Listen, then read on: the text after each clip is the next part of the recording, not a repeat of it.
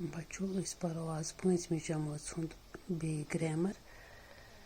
सवाल छु वाहिद नावतन लिखियो जमा नावच वुचु से बच्चों बो वन तो वाहिद को अख युस एक खतर इस्तेमाल यी करने जमा गई एक खोत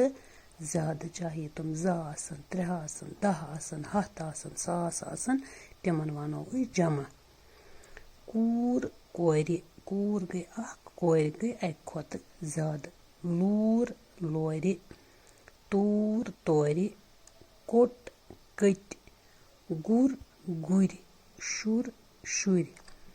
नर नारि दर दारि हर हारि पट पच जट जच यम गई वाहिद नावतन जमा नावत कूर कोरि लोर लोरि तूर तोरि कोट कट गुर गुर शुर शुर नर नारि दर दारि हर हारि पट पच जट जच ब्याक सवाल छु अस बच्चों नर नावतन मुकाबले लिखियो माद नावत मोल मोज बोय बेनि बुड़बब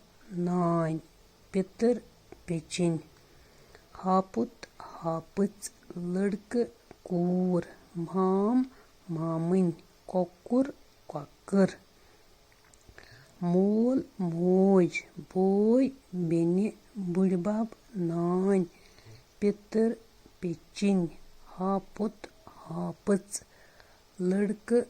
कूर माम मामन कोकुर कोकर बच्चों यम 5वीं जमात हुंद परनो मे तो वाहिद नावतन लिखियो जमा नावत नर नावतन मुकाबले लिखियो माद नावत इंशाल्लाह